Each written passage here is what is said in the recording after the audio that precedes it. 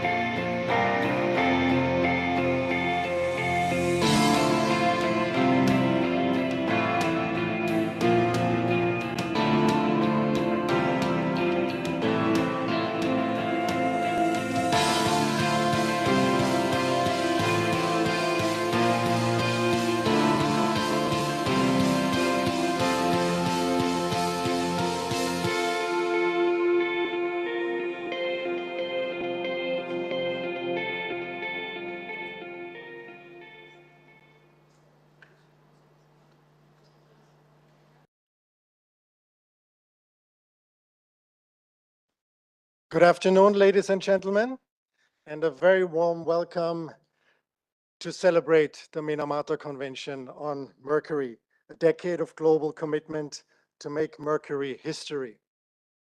I personally had the chance to witness the negotiations and the adoption of the Minamata Convention on Mercury as a young lawyer in the law division of UNEP.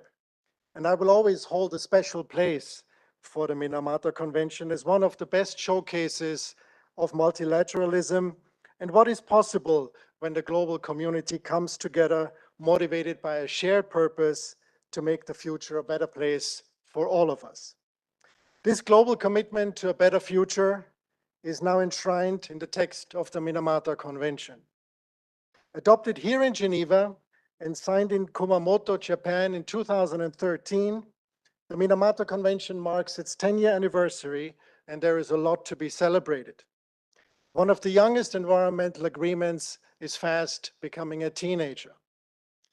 You may have seen the video projected this morning in plenary and the many stories shared through the website or on social media, illustrating the impact the convention has already had on so many people and communities alike. Through this event today, we wish to provide you with a small window of pause ahead of your very, very important work over the course of this week to reflect on this historic milestone. We will hear more about the convention's significance and what it means for each and every one of us. We will reflect on the memories, the challenges, and the hopes to make Mercury history through the different voices that make up today's panel discussion, which I have the honor to moderate. The event today is co-organized with the Geneva Environment Network and is being recorded and streamed on YouTube. After the session, you will have ample opportunity to rewatch it and share it with your friends, colleagues, and stakeholders. Now I would say let's begin this celebration. And to do so, I would like to ask the Executive Secretary of the Minamata Convention on Mercury, Monika Stankiewicz, to deliver some opening remarks. Over to you, Monika. Thank you so much, and good day to you again. What a pleasure it is for me to be here with you today, celebrating the 10th anniversary of the adoption of the Minamata Convention. And simply for me, being able to say this requires me to thank all of you. So many voices came together to create the legal instrument that guides us today, that guides us in the difficult and essential work of reducing the threat of mercury, the devastating threat to human health, and the dangerous threat to the environment. 10 years ago, governments, the scientific community, and stakeholders were united in their resolve to create a comprehensive yet practical set of rules. And the hard work then is bearing the fruit today. In a relatively short period of time, we can be proud of having 147 parties. Every part of the convention is achievable, and I believe that its design fosters the ongoing dedication of parties and of so many organizations. And there is another important legacy of the work that was completed 10 years ago, and I sense it already in the early hours of our Conference of the Parties. Everyone here is focused on what we have achieved, but also what we can do more together, working together with a strong sense of mutual respect, appreciation of one of another's ideas, and a common vision for communities and ecosystems not under threat from mercury pollution. I myself can easily imagine the convention or the main provision of the conventions to be fully or nearly fully implemented in some 50 years from now.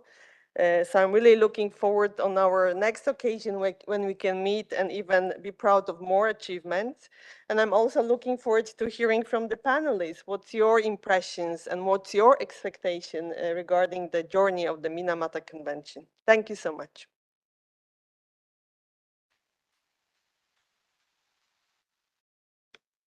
Thank you very much, Monika. And as you have, underlined it, the key is and the goal is full implementation of the convention when we celebrate the next milestones. Thank you very much, and grateful that you will stay on stage with us. Next, we will start with someone who could not be with us here in person.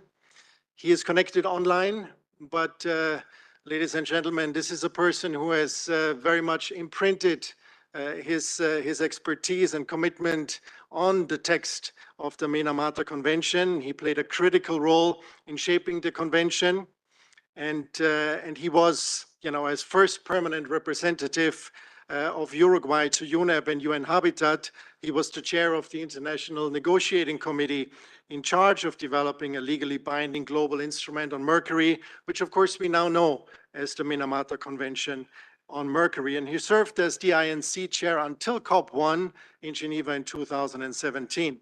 Of course, you might know who I'm talking about, and that is Ambassador Fernando Lugris. Very welcome, Ambassador. Let's just check if Ambassador Lugris is with us. I am following you, and I'm very happy to be in this panel discussion. Fantastic. Very, very good to have you. Ambassador, could I ask you, what were some of the key historical milestones and challenges that ultimately shaped the Minamata Convention, and how did the power of achieving consensus through the INC process that you have led play a pivotal role in its success? Well, thank you very much for inviting me. It's really nice to be back at the CICG. It's a pity I cannot be there, but I am with you definitely, and I'm very happy to see that we have 147 parties that are fully implementing the instrument that 10 years ago we agreed to have as a milestone in the development of international environmental law. I would like to share with you some of the milestones, but I would go into my memories, and I would like to present to the audience some of the images that I have kept in my mind from this amazing process that we had in a very fast and efficient manner due to several facts that I would like to reflect with you. So the first image that I would like to share with all of you is INC1. INC1 took place in Stockholm, and there we listened to the voices of the Nordic children. And they remind us as negotiators that we were involved in a clear negotiation on an environmental global issue that required global action immediately. And that it was meant to be an instrument for the future, for future generations, no matter where you are in the planet, but worldwide. And that image of those kids, in Nordic kids, really is kept in my mind, because it was the beginning of a story that took us to all the different continents to hear different voices, but all the voices were conveying the same message, that we needed action, and we needed an action that was inclusive and that was thinking in the future. The second INC took place in Japan, and there we listened to the voices of the victims of the Minamata disease. And I think all the negotiators, we were moved by those voices, and we understood that we were dealing with a very important health issue, and that our convention had to be meant as a never again for those victims, but for all the possible victims all around the world. So the accent on human health was clear, and how difficult was the task that we had in front of us was also very evident for all the different negotiators. Then we moved to Africa, and in Nairobi at INC3, we listened to the voices of the artisanal small-scale gold miners. And we understood that we were developing not only an MEA, but we were developing a treaty that had to be conceived in the context of sustainable development. And of course, we were at the same time preparing Rio+20, so we were thinking in a sustainable global development mindset. And that was very, very important to understand that the issues were very complicated, that Mercury was present in every single society all around the world, and that we needed to take immediate action, but also having a very pragmatic and flexible approach to the future. INC4 took place in my country, in Uruguay. We moved to Punta del Este, all the negotiators. We were in one of the southernmost places in the planet. And from the very, very deep south, we could understand that we needed also support for developing countries to fully implement the provisions that we were crafting all together. We understood the issue, we understood the health implications, we understood the magnitude of the environmental global issue that we had in front of us, but we also had to understand that we needed means of implementation in order to fully implement the agreement that we were crafting. And then we moved to Geneva, and Geneva is the world capital of multilateral agreements, and there we exercise multilateralism in its most outstanding manner, listening to everyone, having the benefit of a mobilization of global resources from very important NGOs that were incredibly prepared to give the policymakers good advice, listening to the business, listen to the chloralkali industries, to the miners,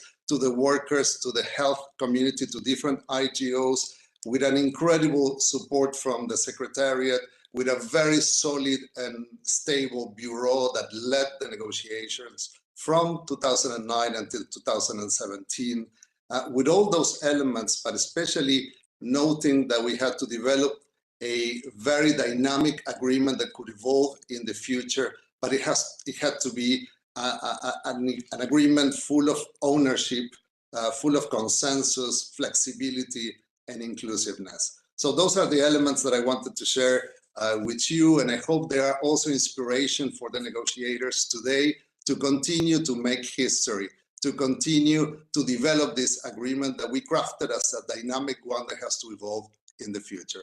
I thank you all.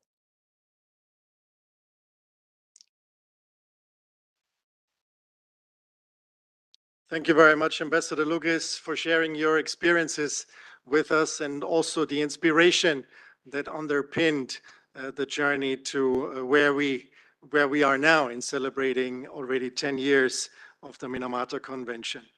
The next panelist I would like to invite now started his journey from being an engineering student, writing on strategies for the popularization of a mercury-free gold panning technology by the Artisanal Gold Council in Burkina Faso, to becoming the Minister of Environment, Water and Sanitation in Burkina Faso. Welcome, Minister Roger Barrot. We are honored to have you with us today, Excellency. And Minister, if I may ask you, with such a journey, could you share your insights into Burkina Faso's national perspective from artisanal and small-scale gold mining to the government's efforts in making Mercury history? Okay, thank you. It's a pleasure for me to be here. We share our national perspective on the artisanal and small gold mining sector. We can notice that the first step we have our national action plan to reduce or eliminate the use of mercury. So the first step will be to mobilize financial resources for the implementation of this national action plan and for the monitoring. That is very important because we have the action plan. We need now to implement and to monitoring, to have the feedback on the ground. And we need to organize artisanal miners into cooperative, because in our country, we have individual miners. It's not easy for capacity building. So we need to have them in cooperative. They can have some units to produce gold together. That is very important. And you will also continue to disseminate and promote mercury-free technology, because it's possible. We have some example, but the challenge is the cost. But when miners are not individual, when they are in cooperative, we can resolve this kind of challenge for the cost.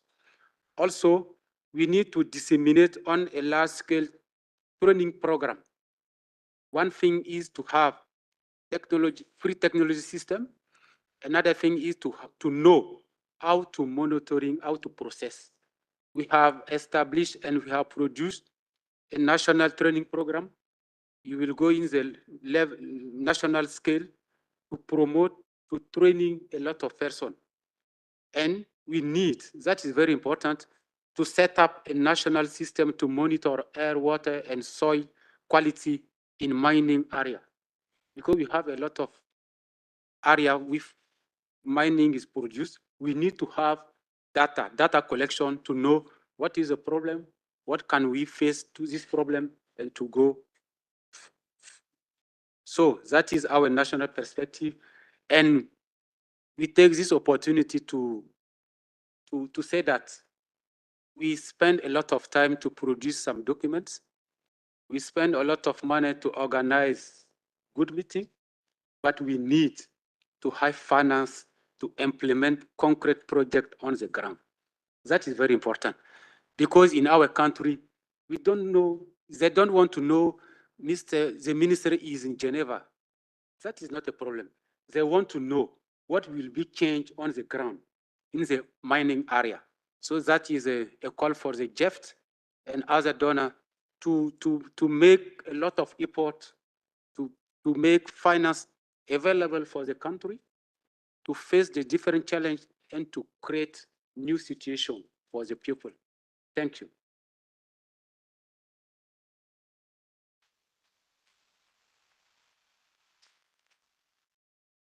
Thank you very much, Excellency, for sharing this national perspective. You mentioned financing, you mentioned the GEF, and the key element of the Minamata Convention is, of course, its financial mechanism. Chizuru Aoki is the lead environmental specialist for the GEF programming unit and a member of GEF's leadership team. She heads GEF's strategic development and representation in 5 global environmental agreements for which the GEF serves as the financial mechanism. She is also responsible for climate finance and manages the Least Developed Countries Fund, Special Climate Change Fund, and the Capacity Building Initiative for Transparency Trust Fund. Can I ask you, Chizuru Aoki, over the past decade, the GEF has played a crucial role, as we have just heard also from His Excellency, in advancing the objectives of the Minamata Convention on Mercury. As we reflect on this milestone, could you please share your insights on how the GEF has been so instrumental in the convention's success up to date?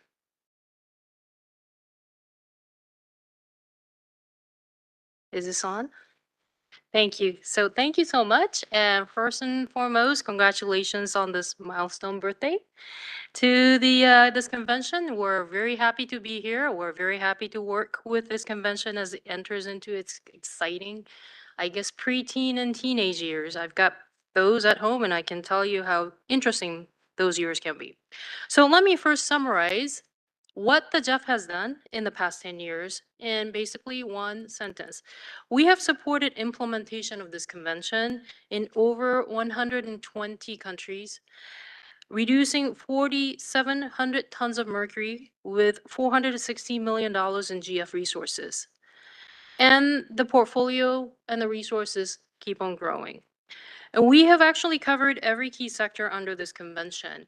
And our priority, obviously, is to be there, move quickly, mobilize resources, and really help the countries address their mercury issues along in an integrated manner with systemic interventions that can actually cut across mercury, pollution, nature, as well as climate change challenges with health impacts.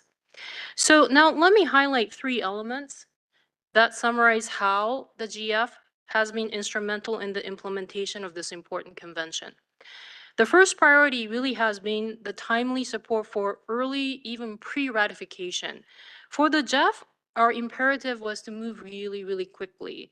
So this required being a little bit creative in front-loading, if you will, the GEF support to the countries by first mobilizing resources with our governing body, the GF Council, and also offering practical pathways to help countries understand their own situations of mercury use, production, and pollution, and get ready for ratification.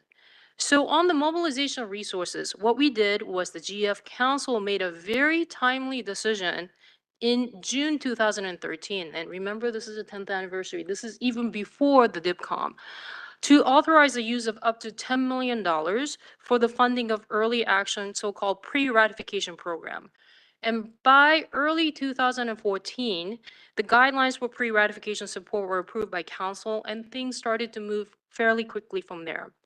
In terms of what exactly to support, we work with the member states in the INC process, the interim secretariat, as well as INC chair to develop enabling activities, such as the Minamata initial assessments, called the MIAs. So the MIAs have been funded in 120 countries so far, and they actually set the baseline against which to measure the progress of the convention. And we also started to support the national action plans for SGM, which the minister also talked about. And this has been done in 48 countries. And another thing that that has been actually not being really talked about, but it's actually having a lot of positive interactions in the other arenas, such as the newest convention, the PBNJ. The JEF also supported non-signatories to the convention for enabling activities. And this is actually quite unique. And we're actually taking lessons from this convention for other support to be provided to the new conventions that are coming on within our family as the financial mechanism for multiple conventions. So we do think these types of timely and flexible provision of support and early support really played a role in facilitating entry into force of this particular convention in August of 2017. The second priority was to make resources available. And this was a point that was made clear by the minister as well as Monica. And we really wanted to do this to support timely intervention and implementation of the convention. Following the quick start for the enabling activities with resources made available for 2013, we entered into a new phase of the GEF in July of 2014. And at that point, we allocated $141 million for the implementation of Minamata Convention. So the availability of GF resources enabled countries to move ahead with activities to implement projects on the ground, even before entering into force in COP-1. So for example, by the first COP, we have supported one of the signature programs that was also featured by our CEO in the video, the nice video we had in the opening segment. It's called the Planet Gold, which has now grown to 30 countries. So the JEF support for the convention has also steadily increased from there on. In the most recent period that finished in June of 2022, we had allocated $206 million. In the current GF period, we have $269 million. So you can see this is a step function that keeps increasing, and we really hope that that is going to continue to be able to support the important implementation of this convention. And third priority for the JEF is support countries to address mercury pollution as part of a systemic response, as I was talking about. And this is about the global crises on pollution, nature, climate, and also to protect the human health. Mercury is really intertwined with biodiversity, the food systems, as well as critical forests, and climate change, as well as some of the discussions going on this week on the products also testify. So our roles as financial mechanism for the 6 conventions and multiple funds, we think has enabled the provision of support to countries that touch on multiple environmental priorities, as well as multiple benefits for more impactful interventions and implementation of this convention. And we look forward to continuing to work with countries to move forward so that we can make Mercury history. Thank you.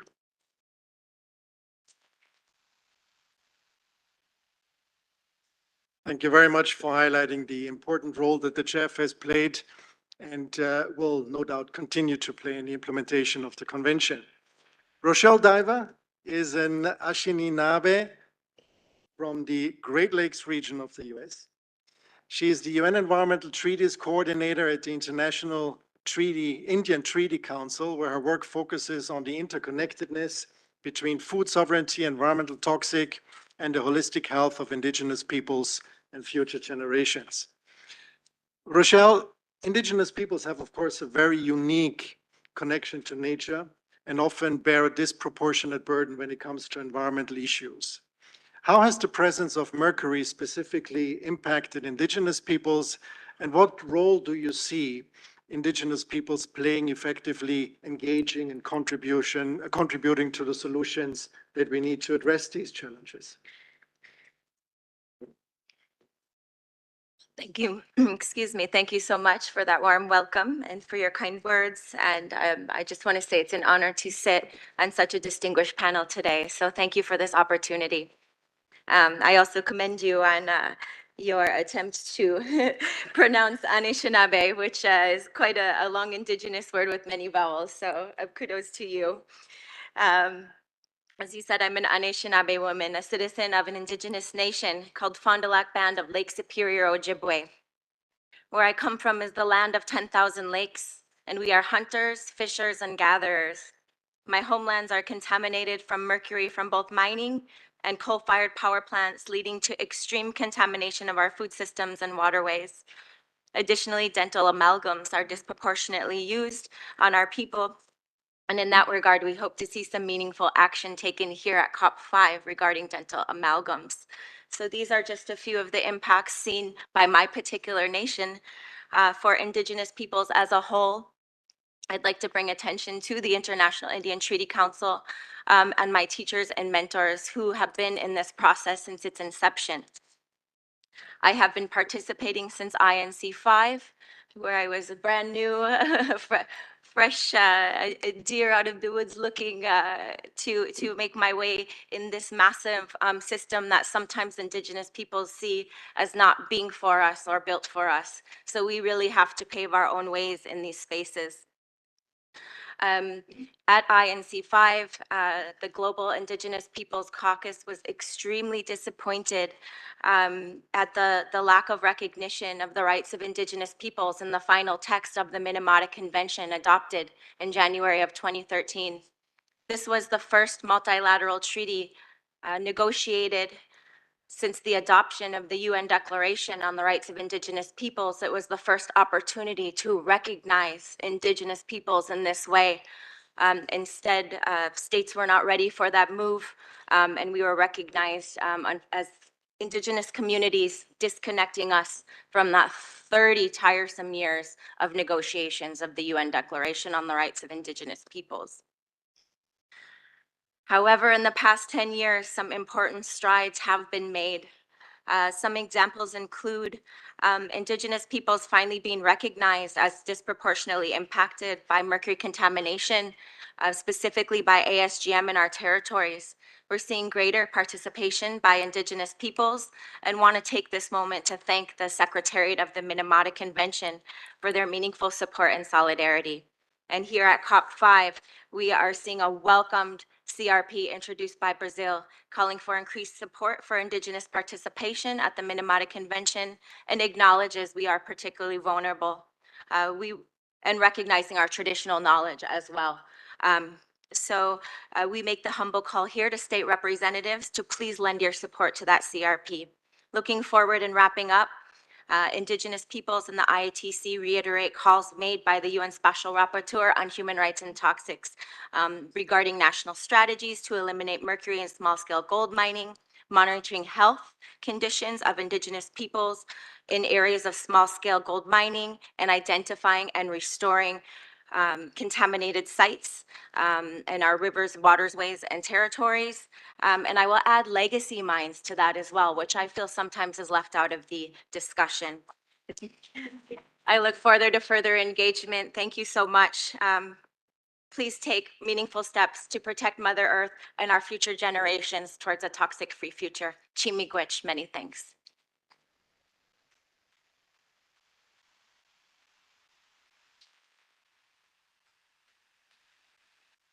Thank you very much, Rochelle, for sharing your perspectives with us and also giving, I think the international community and all of us also a call towards the future. The work must continue. There's much more to be done.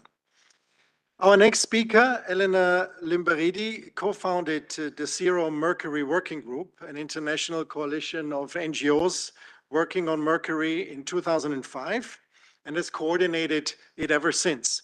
She previously worked for the European Commission and for consulting firms on environmental policy and project management. Elena, if I could ask you, over the past decade, we've seen significant progress in the global effort to address mercury pollution through the Minamata Convention, as also Rochelle has just outlined to us.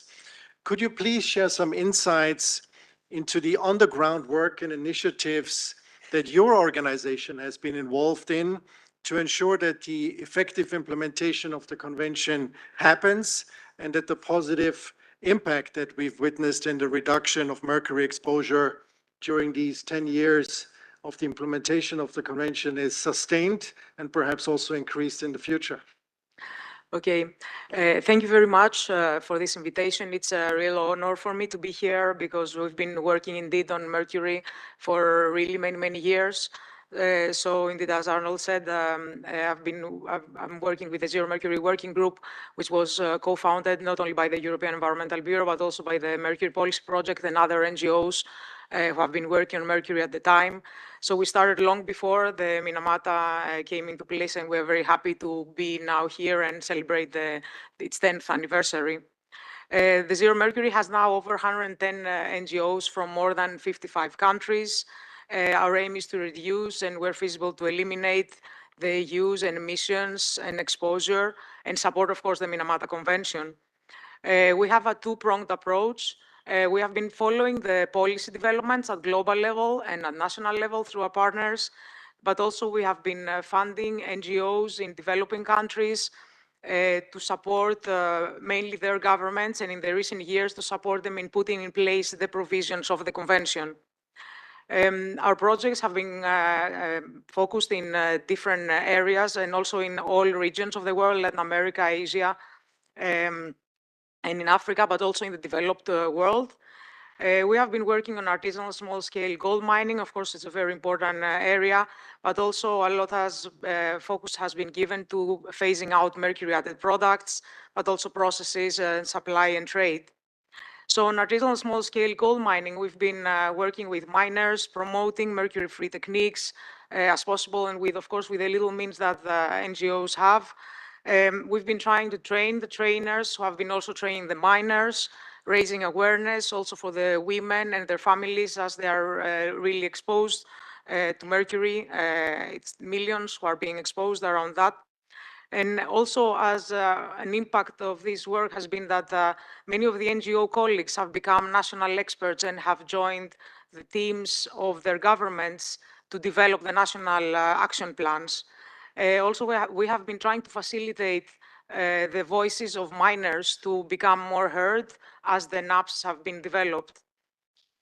Just to pass on to the phasing out mercury-added products, it's an area where not much has been done. I'm very happy that this year it's like a product year, as I've been calling it. We have been developing the Zero Mercury Guide to phase out mercury-added products with steps guiding governments and others to develop roadmaps to phase out mercury-added products and develop their national action plans in this area, and also many tools in order to implement those activities. The impact of those has been that the capacity of stakeholders and authorities has been built in many cases. The awareness has been raised on the issue, and also laws, legislation, but also mercury-free policies have been adopted in different countries. I cannot omit, of course, our work on the skin lightening creams. We've been having a campaign on this since 2017. Over 1,000 creams have been analyzed from over 20 countries from around the world, and focus has been given in the e-commerce. So the creams have been purchased from over 40 e-commerce platforms from around the world. 650 of those were found with very high mercury. So we can really see the proliferation of mercury-added skin creams, which are still unfortunately around us. All these creams and also creams that have been found by governments are in a database that we have set up, which we believe for the moment that it's one of the biggest. And as a result of this work, platforms have been taking down their products from their networks. However, we can still find these creams everywhere, and we hope this work that we have been doing is contributing to the discussions that we will be having here at COP-5, where it's evident that more work is needed to curtail this crisis, which can have acute but also chronic effects. So quite some improvements have been done also on the ground, but there is a lot of work that still is needed.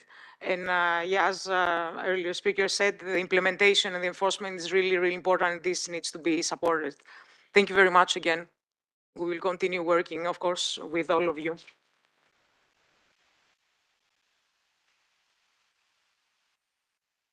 Thank you, Elena, for sharing the important work that your organization, but so many other organizations in in the NGO world, if I may say so, do also to support the implementation of the convention.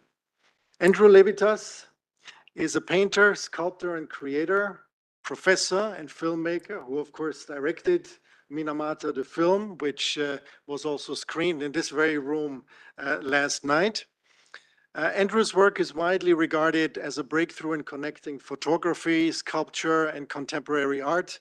A professor at New York University, he maintains studios in New York and London, and he's also a global patron of the Wilderness Foundation and an ambassador of Tusk Trust.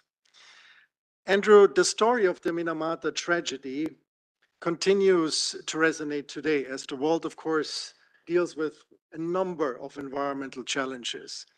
What do you think are the lessons that we can learn from the Minamata tragedy that could help us in addressing the other environmental challenges that we face? Well, thank you. Thank you for having me.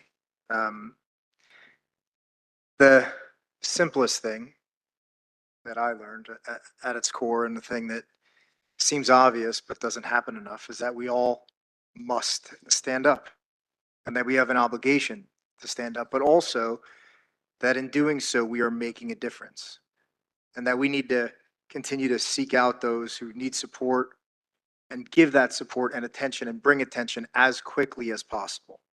That's one of the real tragedies of Minamata, is how much time it took. And as I said last night, we have to continue to connect all of these issues and people together and change the way that the general public thinks around environmental protection. Because these aren't niche issues in faraway places. They're issues in everybody's backyard. It's everywhere. It's in everyone's food. It's everyone's water. It's everyone's air. And while so many folks can't fight for themselves or make a change in their own lives, the time for splitting hairs on niche elements is past, truly. And every person on this planet needs to recognize that we're all in it together and that it's one issue. And if we don't demand and force this change, then we all lose. But it is agreements like this that, and seeing all of these people here and hearing everyone speak today and this morning, is what ultimately gives me faith that we will persevere and we will get through. So ultimately, really, it's very simple. We have to stand up.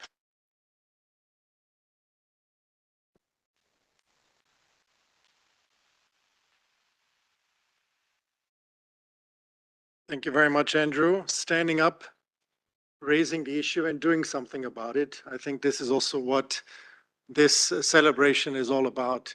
And before, I want to ask all of you in a sort of a quick fire round, one sentence, please, what the Minamata Convention means to you in your heart of hearts. Monica, as Executive Secretary, you've heard these different voices, 10 years, you're in celebratory mood. You want to reflect on what we've heard? Thank you so much, and thank you for all your contribution and thoughts about the convention. If I would look deep in my heart, then my first feeling will be responsibility, and sometimes a little bit overwhelming responsibility. But I also believe that what will make the convention implementation is solidarity, because all parties are not necessarily facing the similar challenges. So we have to understand what these challenges are, including experience by communities on the ground, and take it from there. Thank you so much. Thank you very much, Monica. Roger. Thank you. I would say that I call upon everyone to adopt the Indigenous worldview of looking towards our next 7 generations. We are mere stewards in this current world, and it is our obligation to protect the future generations of Mother Earth. Thank you. Roger.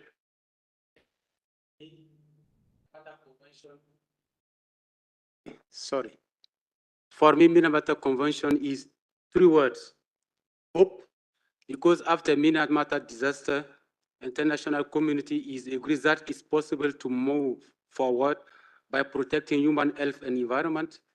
Specific, because Minamata Convention is deal with a single chemical, mercury, and challenge because to succeed the Minamata Convention implementation, we need to find and to make accessible alternative to mercury and mercury content products. Thank you. Elena? Yes, thank you. I would like to also take the opportunity to thank all our colleagues from the NGO community and of course our funders for the trust and all the work. And for me being in this family for such a long time, I think the incident in the Minamata Bay, Japan, was a wake-up call, a health emergency and an urgency to ban mercury. The Minamata Convention on Mercury gives us a real opportunity for global action to address this continued public health crisis. So while it needs to be strengthened, implementing and enforcing the current provisions could really protect the vulnerable for a healthier planet. Thank you. Chisu? Thank you. So I'm not going to talk about money, but I'm actually from Japan. So Minamata Convention is, in my mind, our commitment for the future, for a safer world. Learning from the tragedy and human suffering that we're still seeing in Japan and still existing. And through this convention, we want to ensure what happened in Japan does not happen in other places ever again. Andrew? For me, the Minamata Convention represents success.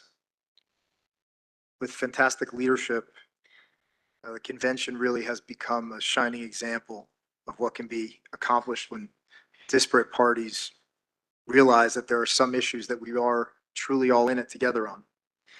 And the other thing I would add is that it is for this exact reason that it's paramount that every nation joins us now, because frankly, there's literally no justification to not be part of this.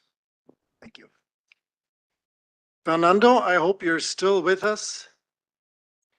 Yes, I am. And for me, the Minamata Convention is the most explicit example of an inclusive, universal multilateralism in the context not only of the chemicals and waste chapter, but especially of the Sustainable Development Goals approach.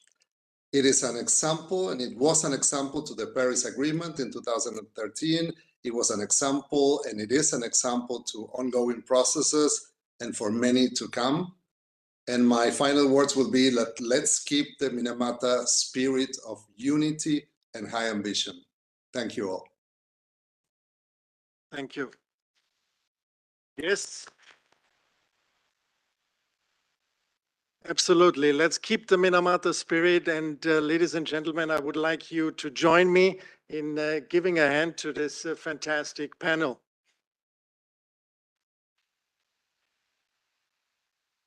And to all of you, of course, celebrating 10 years of the Minamata Convention.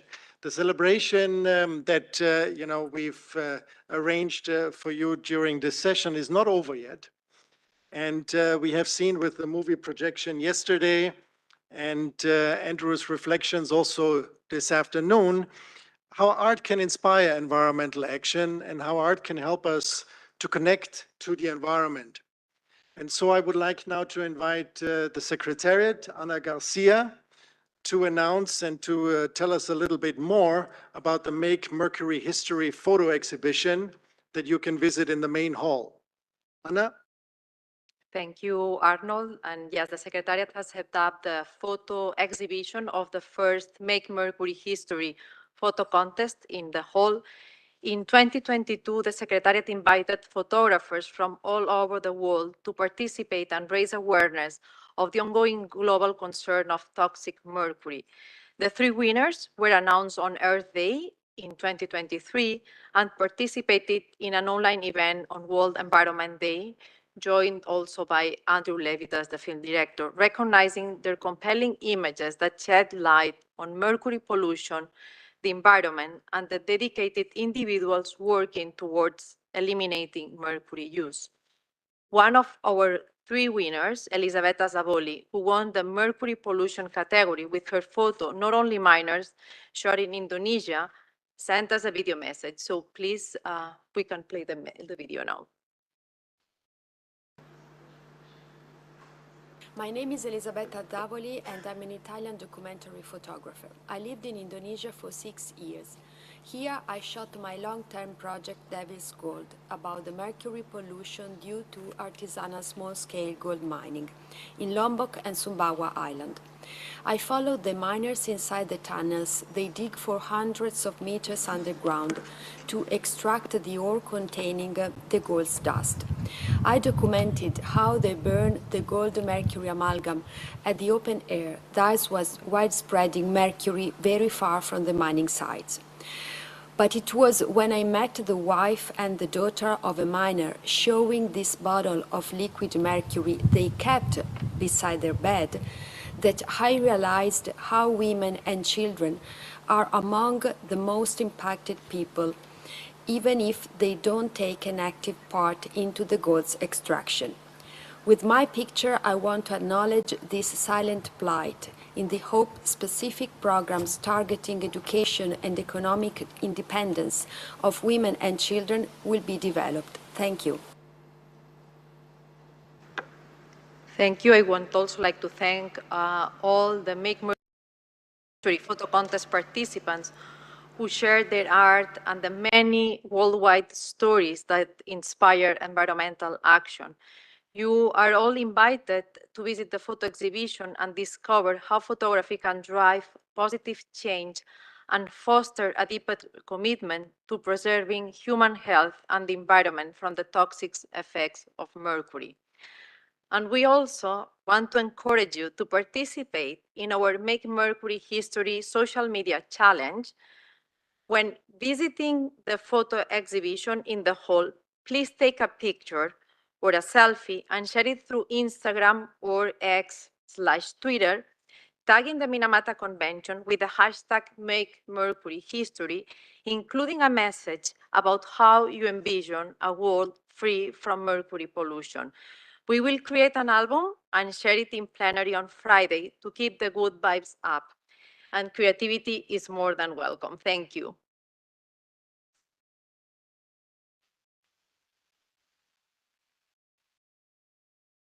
Thank you very much, Anna. And you've told us very clearly, take part, spread the word, take pictures, and spread them and help us, reach more and more people with the powerful message that we're celebrating here today, Make Mercury History. Ladies and gentlemen, unfortunately, this brings us to the end of this event. I want to thank you all for your continued engagement and for the strength of all of the stakeholders, all of the voices that we've heard on the panel today, but that are also represented in the room, to keep working hard to end mercury pollution.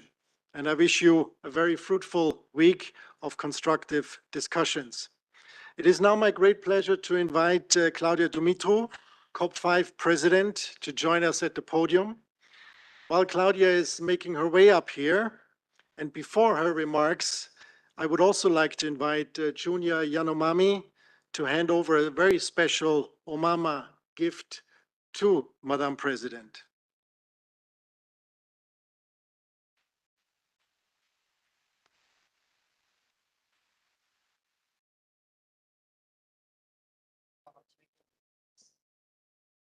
Posso falar no microfone?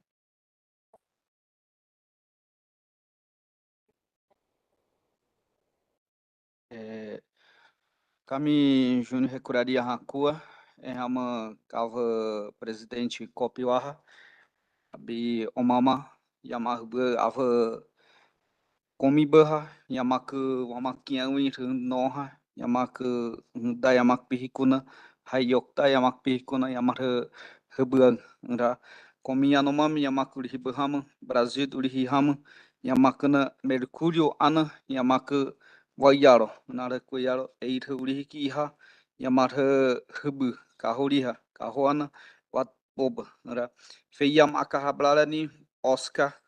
Nabar hebena hebe tamu ko benah yamar he haplalem omamen Yanomam Yamak Fubui, Omamuna, Urihi Ham, Yamaknha, Noamangui, Au Yam Arhablarivi, Noha, Yama Hubu, Kahoria, Narakoyaro, Komiwabana, Tag Schwab, Komiamakna, Tagui, Noha, Yamata Tag, Kamiwamakusho, Nuamakuna, Nuamata, Bob, Hayok, Omamana, Yamata, Hano, Nah, Biwamak, Kuba, Ra.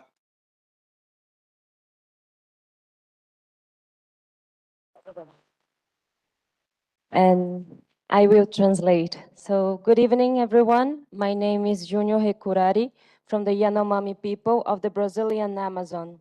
I came from a territory contaminated by mercury. I would like to award the COP presidency, Mr. Claudia Dumitru, with a statue of Omama. For us, Omama is a sacred spirit, warrior, creator, and protector of the Amazon and of the Yanomami people. It's through Omama that we are living.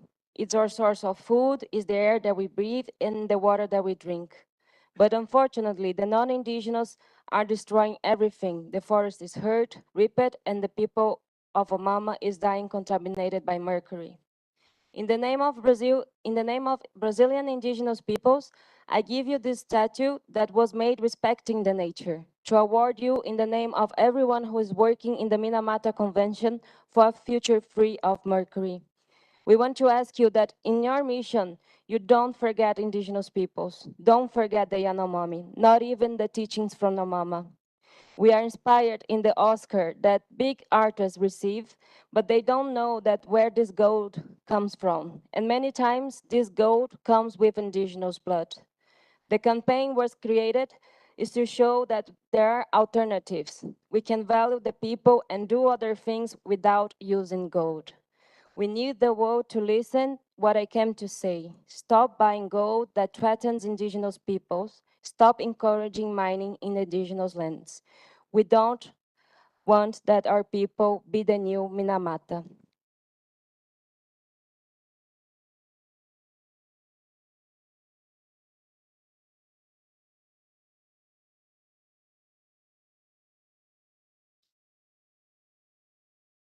Thank you. Thank you so much. Well, if 4 hours ago my purse was up in the sky when I was trying to open the COP-5, imagine now. Thank you very much for this. And I think this oblige me to achieve the best results. I'm sorry. Thank you.